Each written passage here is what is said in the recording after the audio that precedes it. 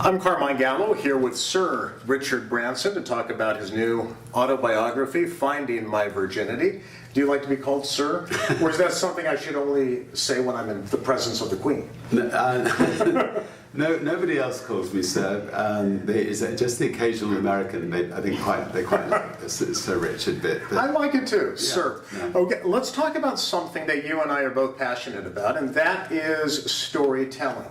You are an entrepreneur, you're an adventurer, you're a risk taker. The title I like the most that you've used about yourself is storyteller. Why do you believe storytelling drives change?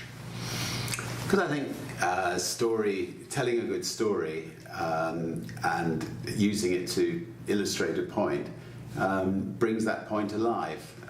My dad was a great storyteller, and his generation, the generation before that, they didn't have television, so people would sit around the campfire listening to them telling wonderful stories, and they got passed down generation by generation. And I mean, the reason I've written a couple of autobiographies is to tell stories which hopefully people will get some ideas from.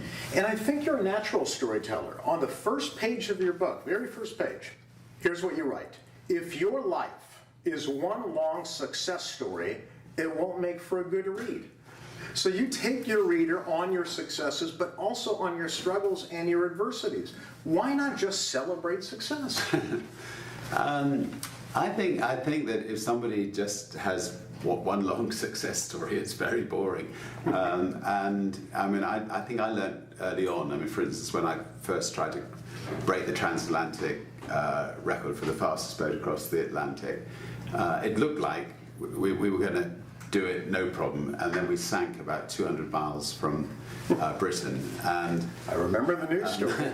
And we picked ourselves up, and the next year we were successful, and it became massive positive news. But if we'd been just successful the first time around, people would have gone, "Oh, that's good." But and so I think, and also I think when writing a book, it's important. Our first book, Losing My Virginity, was all about our struggles to survive and get there. The second book, Finding My Virginity, obviously we were on a different plateau, but we still had plenty of struggles, and I think those struggles make for interesting reading.